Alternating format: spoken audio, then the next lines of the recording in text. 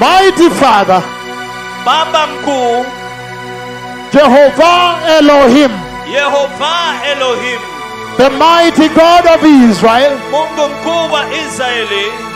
mighty Father, Baba mkuu, you are the creator of the universe. wewe ndiwe muumbaji wa ulimwengu. Mighty Father Jehovah, Baba mkuu Yehova, thank you for the blood of Jesus. asante kwa damu ya Yesu. Thank you for the mighty cross of Jesus. Asante kwa msalaba mkubwa kabisa wa Yesu.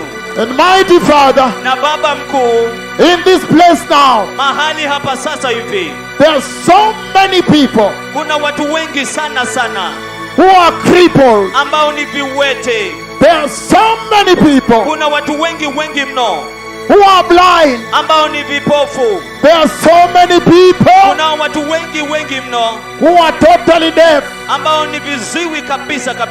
There are so many people, Kuna watu wengi mno. mighty Father, Baba mkuu in heaven. uliye mbinguni, There are many dumb people who cannot talk. kuna mabubu wengi ambao hawawezi kuongea. Mighty Father, Baba mkuu, in this place, mahali hapa there are many people with the internal organs that need renewal.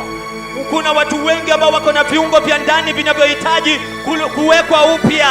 Kidney failures, Kutofanya kazi kwa figo, heart conditions, shida za moyo, the spleen, ile spleen, the brain tumors. ule uvimbe wa ubongo. Mighty Father, Baba mkuu, we appreciate you, Jehovah, tunakushukuru Yehova for the mighty blood of Jesus. kwa ajili ya damu kubwa ya Yesu.